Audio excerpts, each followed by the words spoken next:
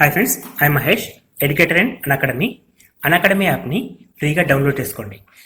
Display మీద కనబడుతున్న ఈ లింక్ని కింద డిస్క్రిప్షన్ బాక్స్లో ఇవ్వడం జరిగింది. ఆ లింక్ని మీరు క్లిక్ చేయడం ద్వారా మమ్మల్ని ఫాలో చేయవచ్చు. అండ్ మేము అర్థమెటిక్స్ అండ్ రీజనింగ్ నుంచి ప్రతి టాపిక్ పైన షార్ట్కట్స్తో కూడిన ట్రిక్స్ని అప్లోడ్ చేయడం జరుగుతుంది.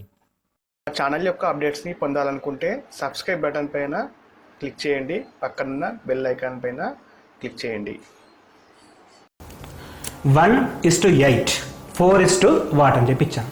సో 1కి 8కి రిలేషన్ ఏంటి, అదేవిధంగా 4కి నెక్స్ట్ వచ్చే నెంబర్కి రిలేషన్ ఏంటి అని అడుగుతున్నాను. మీకు 4 ఆప్షన్ మీకు ఇచ్చేస్తానండి, 64, 5, 12, 32 and 29. సో ఒకసారి ఆన్సర్ చేసి చెప్పగలుగుతారా? సో మనం బ్లైండ్గా ఆలోచిస్తే 1 to 8 అంటే +7 చేసాం. సో 11కి +7 చేస్తే 4కి +7 చేస్తే 11 రావాలి. ఇక్కడ 11 ఆన్సర్ లేదు కాబట్టి ఇంకొంచెం అంటే అడిషన్ లేదు, సబ్స్ట్రాక్షన్ కాదు, మల్టిప్లికేషన్కి వెళ్తాం. సో మల్టిప్లికేషన్లో మనకి 1 into 8, 1 into 8. అదేవిధంగా 4 into 8 ఎంత 32. సో ఆప్షన్లో 32 మనకు కనబడుతుంది కదా. So 32 is the right answer అని చెప్పేసి మనం పెట్టేసినాం అనుకుందాం. ఫర్ ఎగ్జాంపుల్ ఇక్కడికి మనం ఆపేస్తామండి క్వశ్చన్ని. ఇక్కడ మన అనాలిసిస్ ఎట్లా ఉంటుంది? సో ఆన్సర్ కరెక్టే కాబట్టి 1 into 8 32 కాబట్టి okay, perfect, right. At the same time 4 into 8 32 కూడా 1 into 8 8 అండ్ 4 into 8 కూడా 32 మనకు ఆప్షన్ కనబడ్డది, ఆన్సర్ అందులో ఉంది. సో మనం అక్కడ క్లిక్ చేసి పెట్టేస్తాం. ఇంకొంచెం డెప్త్గా ఆలోచిస్తే ఇక్కడ 1, 8 అండ్ 4 అనేది డిఫరెంట్ నెంబర్స్, మనం చెప్పాక కొంచెం స్పెషల్ నెంబర్స్. సో ఆ స్పెషాలిటీ ఏంటి? సో 1కి 8కి అదేవిధంగా 4కి ఇంకో నెంబర్కి రిలేషన్ ఏంటని అడిగినప్పుడు ఈ స్పెషాలిటీ ఏంటో గమనిద్దామండి. సో 1 అనేది మనం 1ని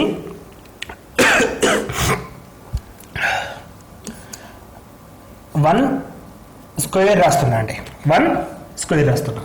అదేవిధంగా 8ని 2 క్యూబ్ రాస్తున్నా. రాయచ్చా? ఛాన్స్ ఉంది. సో 1 అంటే 1 స్క్వేర్, 8 అంటే 2 క్యూబ్ రాయడానికి ఛాన్స్ ఉంది. మరి 4ని ఏం రాయొచ్చు మనం? 4 స్క్వేర్ రాయొచ్చు. 4ని ఏం రాయొచ్చు మనం? 2 స్క్వేర్ రాయొచ్చు. 2 స్క్వేర్ రాసినప్పుడు నెక్స్ట్ వచ్చే నెంబర్ ఏంటి? 1 తర్వాత 2 ఉంది కాబట్టి 2 క్యూబ్ ఎంత? 8 అని చెప్పాను. సో 2 తర్వాత 3 వస్తుంది కాబట్టి 3 క్యూబ్ ఎంత? 27 అని చెప్పచ్చు. కానీ ఇక్కడ ఆన్సర్ మనకి 27 కనబడుతుందా? కనబడట్లేదు. సో అది మనం ఇది ఆన్సర్ ఫైనల్ చేయడానికి ఛాన్స్ ఉందా? ఇంకా థింక్ చేయాల్సి వస్తుంది. సో ఏ విధంగా చేస్తున్నాను చూడండి. నేను 1కి 2కి రిలేషన్ ఏంది? 1ని డబల్ చేస్తే 2 వస్తుంది. 1 స్క్వేర్ ఇక్కడ డబల్ చేసిన నెంబర్కి స్క్వేర్ అంటే ఇక్కడ n స్క్వేర్, ఇక్కడ 2n హోల్ క్యూబ్ అని తీసుకుంటున్నాను. అదేవిధంగా ఇక్కడ 2 స్క్వేర్ అంటే n స్క్వేర్. ఇప్పుడు 2n అంటే ఏమవుతుంది? డబల్ చేస్తే ఈ నెంబర్ 4 అవుతుంది. 4కి క్యూబ్ ఏమవుతుంది? 64 అవుతుంది. సో ఇప్పుడు నా ఆన్సర్ ఏం మారిపోయింది? 64గా మారిపోయింది. చూడండి, ఇప్పుడు నేను 64 ఆన్సర్ కరెక్ట్ అని చెప్పాలన్నా 32 ఆన్సర్ కరెక్ట్ చెప్పాలన్నా? సో 100% ఇక్కడ ఆన్సర్ 64 చెప్పాలి. ఎందుకని చెప్పాలి? ప్రైమ్ నెంబర్కి ఎక్కువ ప్రియారిటీ ఉంటుందని మనం డిస్కస్ చేసినాం. దేనికంటే? మల్టిప్లికేషన్ కంటే ప్రైమ్ నెంబర్కి ఎక్కువ ప్రియారిటీ ఉంటుంది. సో ఈ 32 అనేది ఎక్కడి నుంచి వచ్చింది మనకి? By multiplication. ఇక్కడ నేనేం చేస్తున్నా? స్క్వేర్స్ అండ్ క్యూబ్స్ అంటే హైయెస్ట్ ప్రియారిటీ మనం ఛాన్స్ తీసుకుంటున్నా కాబట్టి నా ఆన్సర్ 100% 64. దీని గురించి మనం కన్ఫర్మేషన్ చేసుకోవాలి. ఎంత లాజికల్గా ఉంటాయో క్వశ్చన్స్ బాగా థింక్ చేయాల్సి వస్తుంది మనకి. ఎప్పుడు క్వశ్చన్ ఈజీగా ఇచ్చినో అక్కడ లెవెల్ టఫ్ ఉన్నట్టు క్వశ్చన్ దాని మీనింగ్. సో ఈ ఒక్క ఎగ్జాంపుల్ చాలండి అనాలజీ అంటే ఎంత టఫ్ అని తెలుసుకోవడానికి. బట్ ఇటువంటి టఫ్ అయిన సబ్జెక్ట్ని కూడా మనం ప్రాక్టీస్ చేస్తే ఈజీ అవుతుందండి. ఎప్పుడైనా సరే గుర్తుంచుకోండి, ఒక 100 క్వశ్చన్స్ ప్రాక్టీస్ చేయండి, మీకు కనీసం ఒక 30-35 మోడల్స్ అందులో తగులుతాయి. అన్ని రకాల ఎగ్జాంపుల్స్ మీరు ప్రాక్టీస్ చేసినట్టు అవుతారు. ఒక 2 hours టైం స్పెండ్ చేస్తే అనాలజీ టాపిక్ని ట్రాక్ చేయొచ్చు. సో ఒక 3 మార్కులు సేఫ్ సైడ్ అవుతామండి మనం. 3 marks, at least 3 marks safe side అవుతాం. మనం కష్టపడి ప్రాక్టీస్ చేసినప్పుడు అది వృధా కాదు, అదొకటి గుర్తుంచుకోండి. మనం టైం స్పెండ్ చేస్తే రిజల్ట్ పక్కా ఉంటుంది. Next question, 8:28, 15:what? సో గమనించాను ఇప్పుడు 8:28, 15:what. సో 8 అంటే ఏమని చెప్పొచ్చు మనం? 2 క్యూబ్ అని చెప్పొచ్చు. సో ఫస్ట్ ప్లేస్ చేసి చూద్దాం రఫ్గా. సో ప్లస్ అంటే +20 వస్తుంది ఇక్కడ. దీనికి రిలేషన్ ఎట్లా ఉంది? +20. మరి ఇక్కడ +20 చేస్తే ఆన్సర్ లేదు, అంతే కదా? +20కి ఆన్సర్ లేదు. +20 చేస్తే 35 ఉండాలి, 35 లేదు కదా. నెక్స్ట్ మల్టిప్లికేషన్ చేస్తే 8 3s 24 + 4 అని చెప్పి రాయొచ్చు. 24 + 4 అంటే 15 3s 45 + 4, 45 + 4 49. ఇక్కడ 49 కూడా లేదు. సో ఇక్కడ మల్టిప్లికేషన్ కూడా కాదు. 8 4s 32 - 4, 60 - 4 56. ఈవెన్ 56 ఆన్సర్ మనకు ఒకటి కనబడుతుంది. చూడండి ఎంత లాజికల్గా ఉండే క్వశ్చన్స్ ఇక్కడ. మనం 8 4s 32 అని చెప్పినాం. 32 - 4 చేస్తే 28 వచ్చింది, రైట్. అదేవిధంగా మనకి 15 into 4 60 మైనస్ 4 చేస్తే 56. సో ఆన్సర్ మనకి 56 కనబడుతుంది. సో ఆన్సర్ 56 టిక్ చేసేస్తాం మనం. అక్కడనే లాజికల్ క్వశ్చన్ అక్కడ క్వశ్చన్ స్టార్ట్ అవుతుంది యాక్చువల్గా. సో 56 రైట్ అని చెప్పేసి మనం చెప్తాం, కానీ అక్కడ నెగిటివ్ మార్కింగ్ ఉంటుంది. మన మార్క్స్ తగ్గడానికి బేసిక్ రీజన్స్ ఇవి. ఇంకా గమనించాలి. దీనికి ఏం అవసరం? ప్రాక్టీస్ అవసరం. 8 అనేది ఏ విధంగా వస్తుందో చూద్దాం ఒకసారి. 8 నేను 3 square - 1 రాయొచ్చా? 3 square 9 - 1 8 అని రాయొచ్చు. ఓకే, ఇప్పుడు 28 నేను రాయొచ్చు 3 cube + 1 అని రాస్తున్నా.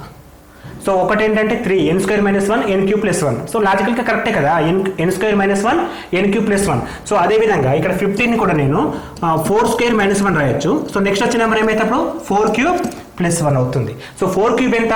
64. 64 + 1 ఎంత? 65. So answer is 65. ఇప్పుడు చెప్పండి, 56 కరెక్టా, 65 కరెక్టా? స్క్వేర్కి ప్రియారిటీ ఇద్దామా, మల్టిప్లికేషన్కి ప్రియారిటీ ఇద్దామా? ఇక్కడ మనం స్క్వేర్ క్యూబ్కి హైయెస్ట్ ప్రియారిటీ కాబట్టి ఆన్సర్ ఈస్ 65 ఈజ్ కరెక్ట్. ఇది 100% కరెక్ట్.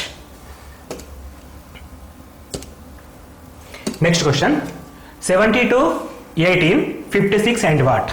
సో 72కి 18కి రిలేషన్ ఏంటి? సో బ్లైండ్గా చెప్పొచ్చండి. 18 టేబుల్ వచ్చిన వాళ్ళు ఏం చెప్తారు? 18 into 4 ఇట్లా కూడా తీసుకోవచ్చు మనం. 18 into 4 72 అంటే లేదు, ఇట్లా తీసుకుంటే డివిజన్ తీసుకోవాల్సి వస్తుంది.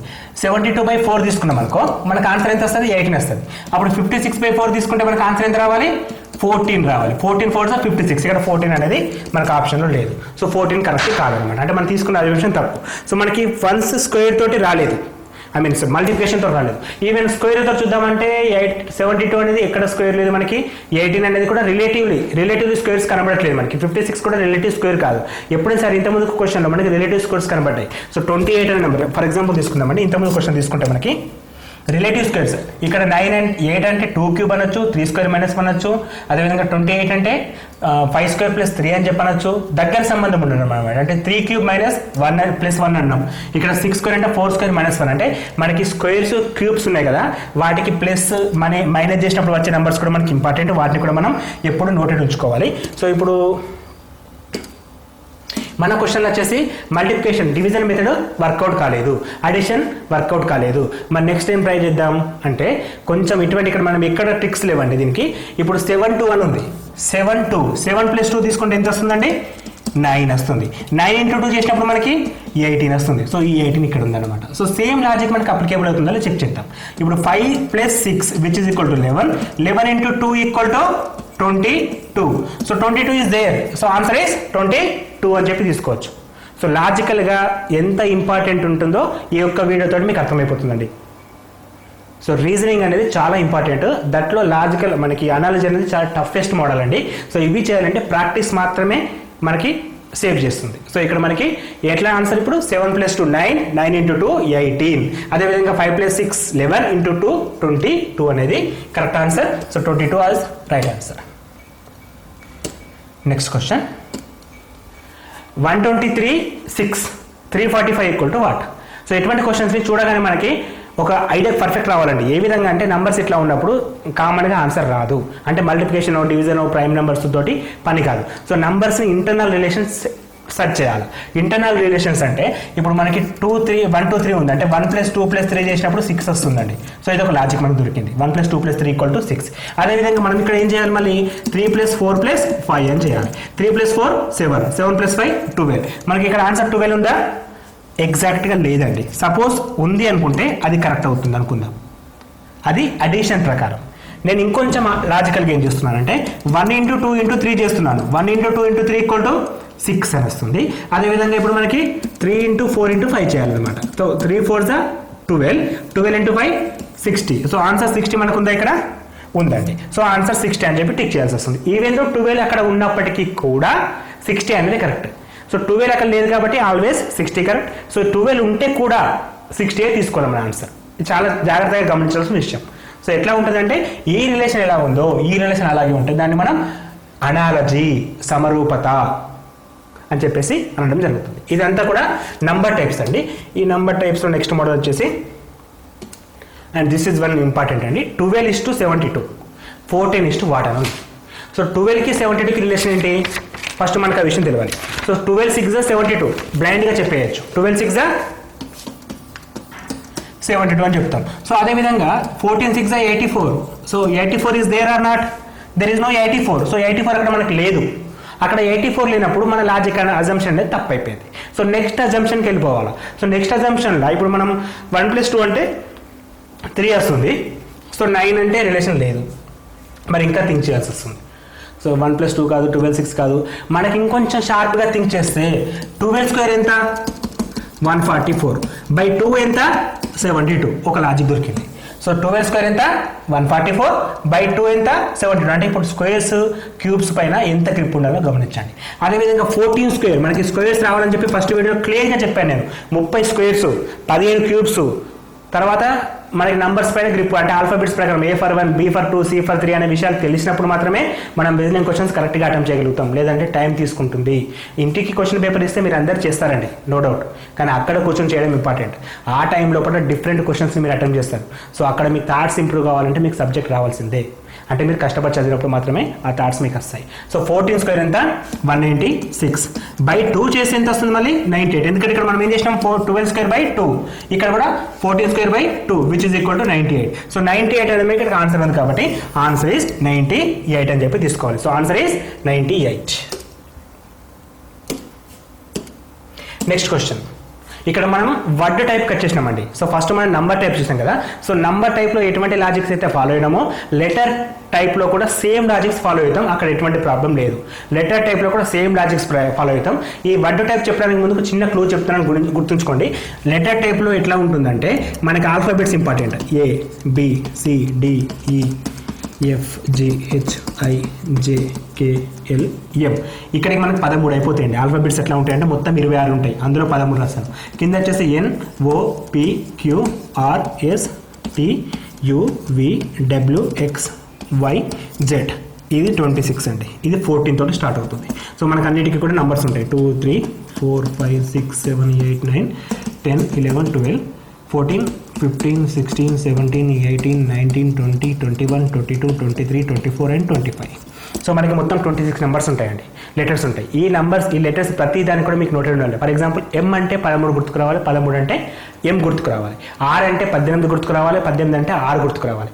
V for 21 for U for 21 for U అనేది గుర్తుకుండాలి. ఎప్పుడైనా సరే నోటెడ్ మొత్తం మీకు బైహార్ట్ చేసినట్లయితే మీకు చాలా క్వశ్చన్స్కి ఆన్సర్ చేయొచ్చు. ఈ టేబుల్లో కూడా గుర్తుంచుకోండి. ఇక్కడ మనకు అడిగిన క్వశ్చన్ డిఫరెంట్. ఇప్పుడు మనం వర్డ్ అనాలజీలో ఉన్నాం. అంటే ఏది క్లోజ్ దేనికంటే letter analogy as well as word అనాలజీలో కొన్ని క్వశ్చన్స్ కూడా మనకు ఉపయోగపడతాయి. సో లెటర్ అనాలజీలో మనకు నంబర్ అనాలజీలో ఎట్లా మెథడ్స్ ఫాలో అయినామో ఆ లెటర్స్ అన్ని కూడా లెటర్స్లో ఫాలో అవుతాం. ఇప్పుడు వర్డ్ విషయానికి వచ్చినప్పుడు ఇక్కడ ఒక కేర్ అనే నెంబర్ ఉంది, దానికి రేస్ అనే నెంబర్ ఇచ్చాడు.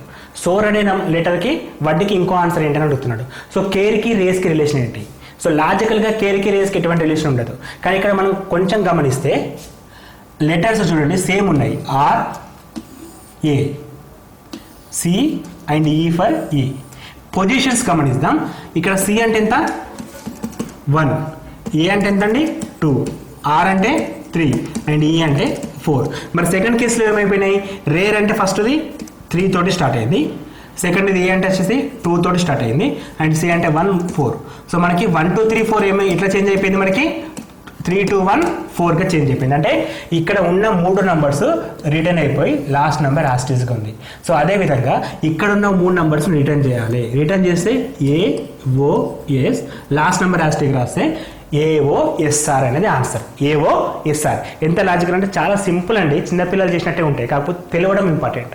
ఇక్కడ మనకి ఎట్లా ఉంది, ఇక్కడ అంటే ఇలా ఉండే ప్రాసెస్ ఏంటి, అదే ప్రాసెస్ ఇక్కడ మనం చేస్తున్నాం, దాన్ని మనం అనాలజీ అంటున్నాం.